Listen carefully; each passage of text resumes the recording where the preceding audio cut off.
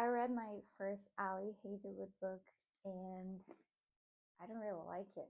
So today I'm going to talk about Bride by Ali Hazelwood. And this book is a romance and it's going to tell the story of Misery, our protagonist. She's a vampire and she is going to, like the title implies, she's going to marry a werewolf alpha. And the context for that is basically in this universe, vampires, werewolves, and humans, they kind of live together, but not together. They don't get along. Each one has their own territory, and there's fights like between vampires and werewolves. They've been fighting for centuries, and things are getting pretty bad in the moment. So Misery's dad decides to come up with a political marriage to try to appease things between the species. And Misery decides to be the bride. She has her own motivations. It's not like she cares about the politics of vampires or werewolves. She has her own thing going on, and she agrees to marry Lo Moreland, the alpha of her territory, of her region. And the book is going to follow this story. They're supposed to be married for a year, and then each one can go their own way. That's it, basically. Very surface level. I gave this book 3.5 stars. I don't know why. I don't like romances, and honestly, I didn't really like this book. I liked it while I was reading it, but now that I'm done with it and I get to think about it, or not thinking about it, like, makes me wonder why I gave 3.5 stars. So let's start with my opinions about it. Overall, I liked it. I feel like it's an entertaining book. I feel like I've been saying this for a few videos now. Like, I'm trying to be a more carefree reader. I feel like I'm very critic when I'm reading something and it has to check all the check boxes to get high on my ranking. But I'm trying to be a little bit more carefree, especially because I'm only reading like vampire romances and there's so much you can get from them. And I feel like this book fulfills like this only category that I put, that is to be entertaining. I'm not gonna say fun. It's not fun, but it's entertaining. Like, you read and you're like, okay, I can keep reading it and not thinking about, I don't know, the bills that I have to pay or something. But I don't like the writing. Like, I feel like the writing was a very big letdown, and it deserves like its own section of me complaining about it, because I like the approach of the book. The author comes with a more, she tries to kind of rationalize a little bit the myth of vampires and werewolves. So here they are not as fantastical creatures as they are portrayed in other medias or other books. So, for example, she tries to give more scientific explanations to why vampires are vampires and werewolves are werewolves. I wish he would, and I feel like this is my biggest problem with the book. I wish she would go, into more detail. She would spend a little bit more time talking about it, because that was actually interesting. How she kind of nerfed the vampires in this books. Like, Misery, the protagonist, like, she cannot do anything. She doesn't have actually any special powers. Like, she only drinks blood and is allergic to sunlight, and that's it. I mean, she has like a special thing she can do, but I wouldn't call it necessarily a gift. And she's not even good at it. So I thought it was an interesting approach, because like, most of the times you're gonna read books about vampires and werewolves or and things like that. They're like super powerful and super strong and super fast, and like, here, no, they are just humans with some physical differences, and they drink blood. That's it. But basically, that's what I got from her explanation. Like, vampires are, like, slightly different than humans, and I feel like werewolves are the ones that are more different. Like, they can actually shift into something. So I feel like that was interesting, but it didn't go much further than that. And the book gives an explanation that Misery is not very in touch with her culture, but whatever. I also thought that the each species having their own territory and having this cultural differences was an interesting concept that it really doesn't go anywhere because Misery is kind of insufferable and she doesn't get along with anyone, like, so we don't really know much about this, but the concepts of each species having like their own way of communicating and relating to each other and experiencing things, that was interesting, but it doesn't really go anywhere also. And the plot, I mean, the book tries to have a plot, but it's basically just like romance. And the background is vampires and werewolves, but it's just romance.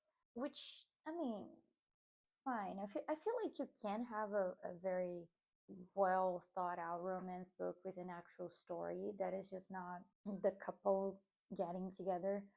But maybe I'm reading the wrong romance books. But most of romance books that I read is just like whatever. There's something happening in the background, but let's focus on the couple like getting to know each other and blah blah blah blah blah. And it's kind of like this. I feel there's a lot of seeds planted of things that could be interesting, and they are never very well explained, but they are just there to give a background for the couple to meet each other and a reason for them to be, the enemies to lovers thing. I think this book tried to do that, but it doesn't work out. But I'll talk about that later.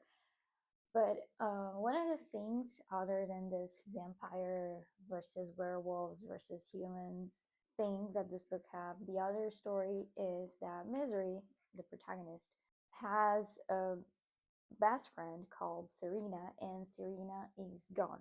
And Misery is going to try to figure out throughout the story what happened to Serena, if she's alive, she's dead, who kidnapped her, did she run away on her own, things like that. And oh boy, I hated it. I hate this part of the book. Like, I really hate that because Serena, to me, she's not a character. She's just a plot device, and she's a thing to me that serves to humanize the character of Misery. I do think Serena is just a plot device. I don't think she is a character of her own. And honestly, I don't. I also feel like it wouldn't change a lot much of the story if Serena wasn't there. I feel like she, like, as a character, like, her presence is just here like to fill up the book because there are paragraphs and paragraphs and paragraphs of Missouri just thinking of Serena or thinking about whatever memory she has with Serena and how of the thing that is happening right now reminds her of Serena and the time that they did X, Y, and Z. And I'm like, okay, who cares? Because I don't. And I think my biggest issue with this book is that I feel like the author thought that the reader was dumb for two reasons. The first reason is that this book is very repetitive, like very repetitive. And the second reason is that the book has a necessity of over explaining what's happening. Sometimes like some idea is presented and the author doesn't let the idea breathe before having someone to explain it a paragraph later. And that is very annoying. In the prologue, the first, and I would say the second, but especially the first chapter, is just pure explanation. I feel like halfway through the end, I was just so sold on the story that I was able to kind of overlook that most of the times. But the entire book is like that, especially in the beginning. All of the ideas that she had for this universe, the author, she as in the author, all the ideas she had for this universe, she just throws up in the first two chapters, like the prologue, the first chapter, and I would even say the second. It's just like explaining everything explaining everything more than once, by the way. And it's just like, okay, okay, calm down, you know, let things breathe, let people pick up on things slowly. And then once you have like two chapters after you introduce an idea, then you can, explain it better or talk about it again. But no, like the first three chapters is just like same thing repeated over and over and over and over again. And sometimes like a character is gonna explain something, and then the following response of the next character is basically repeating the same thing with different words. And I'm like, oh my god, like I'm not 5 years old. And yeah, I just feel like my intelligence was insulted. Like I can't keep an information in my mind for a few chapters without you reminding me every single time. Like I consider like quitting the book around chapter 3 because I was like, oh my god, like nothing is really happening. There's just people explaining things, and it doesn't sound natural at all, and it's kind of boring, and I feel that my intelligence is being insulted. But I kept going, and after a while I was able to not really pay attention to that, but it's pretty annoying.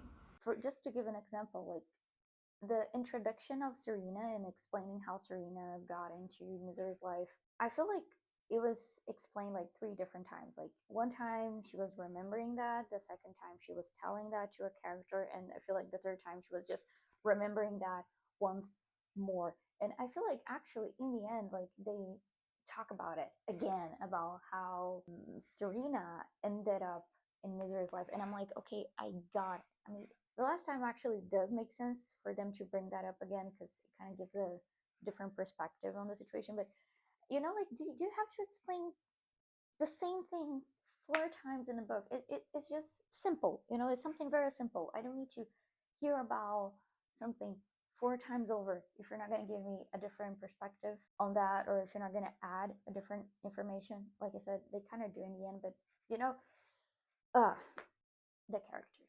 So basically, there are not a lot of characters. I mean, there's a lot of names in the book, but I don't feel there are a lot of characters. I feel there is like Misery, Lo, the vampire, the alpha. Misery has a brother that shows up every now and then, but like, who cares? I mean, he's kind of important in the end only. Misery's father is only important in the end too, but like, I mean, it's a presence there is there.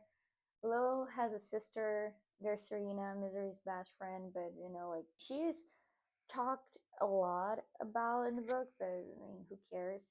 Also, there are other werewolves that are name dropped, and they kind of have a personality, but don't really. So nothing that stands out. But let's talk about Misery Lark, our protagonist. I feel like this book would be 1,000 times better if it was written in the third person, and it's not.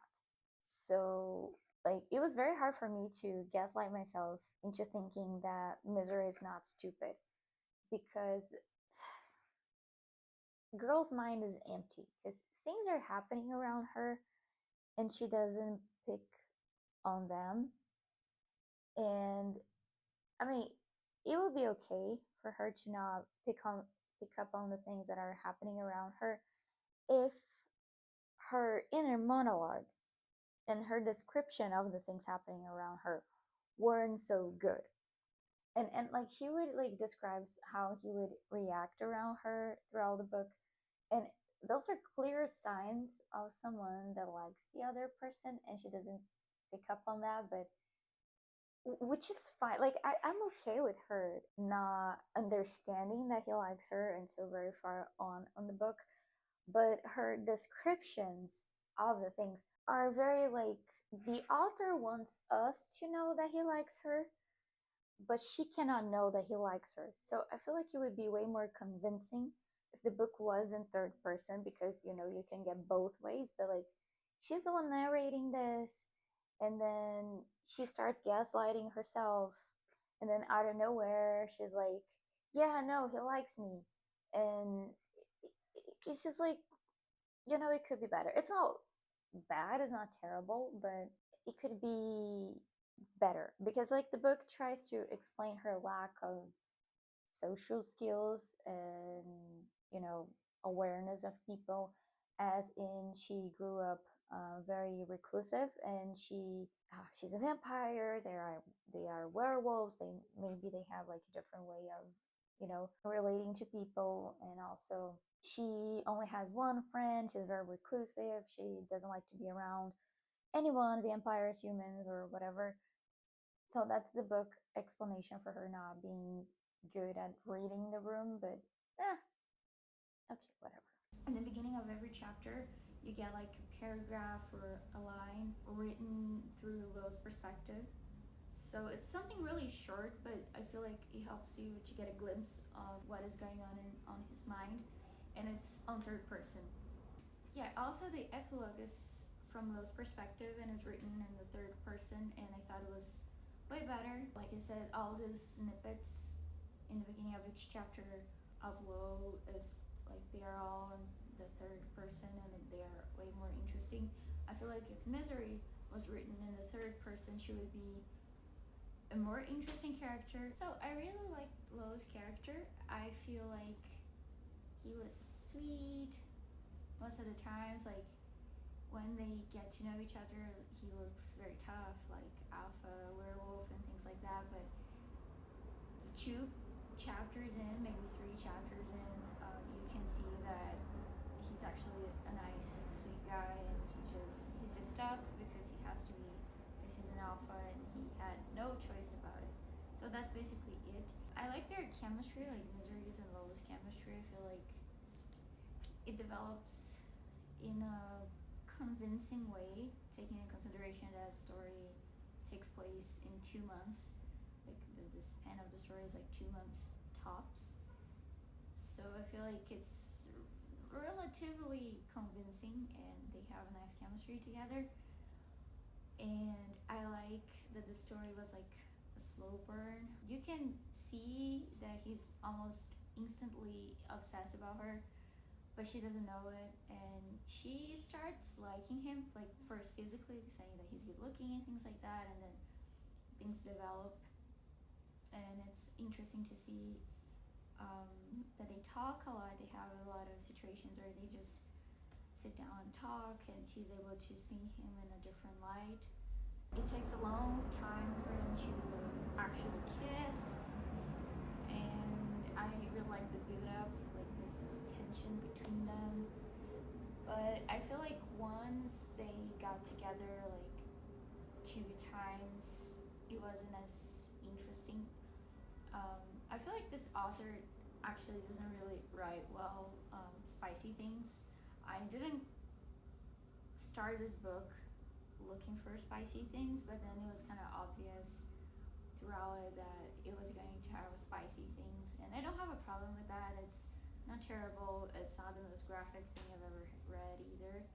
I just overall think that when action is happening, it's just a little bit cringe, and okay, whatever, you know. So the first 2 times that they actually get physically together is not even like 18 plus or anything, but no, it is. It's not super 18 plus. It's not the most like it's not the most graphic thing ever, but it was more interesting than when they actually got together, if that makes any sense. But it didn't super bother me. It was just like, oh, okay, the tension was more interesting than the couples getting together. Maybe that's why I like their dynamic, because it's a slow burn. I prefer slow burns.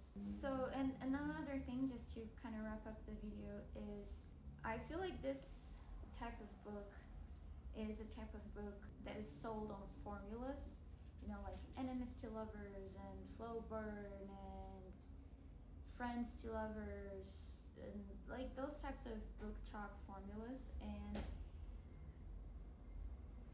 I mean, I'm not gonna completely judge it, but like you can definitely see a formula on this book. Like I feel like I was reading a romance book version of a Marvel movie, that there's like a whole formula and things are supposed to happen, you know, in a specific way, and the female main character is supposed to act in a certain way, and then the male main character is supposed to act in a very specific way too. Like I felt like I read like 4 or 5 books that follow the same formula, and the names of the main characters are different and the background is different, but it's the same story. It fails to come up with a mystery. It fails coming up with the world building. It could be more interesting, but the book doesn't really care about that. So the setup could be way more simple than this. The mystery is not it's not like super a mystery, but like her side quest, like the motivation that made her marry Lo, is not as interesting at all. Like they bring up an interesting fact throughout the book about werewolves. This is not very well explored. I'm pretty sure it's going to be explored in the next book that I'm not going to read. So, I mean, yeah, if you're looking for a romance, this is a nice one. But if you're looking for a vampire romance story, that's not the best one. And I'm a vampire person, so it was a little bit of a letdown. And overall, I also don't think this is the best romance ever written, but it was okay. But just saying, like, if this is supposed to be a formula book of enemies to lovers, like, that's a no, because in no way ever I thought that they hated each other. Like, maybe Lo's first impression of her when she's walking down the aisle could be like for the characters was interpreted as he hates her, and it could be, but it's way too much Edward meets Bella for the first time, and if you know what happens in there, like it's pretty obvious that Lo is just crazy in love about Misery. So yeah, even for a formula book, I don't feel like it's the best one that I've ever read. Yeah, for the people that made it into the end, thank you so much for watching. And I'll see you in the next one.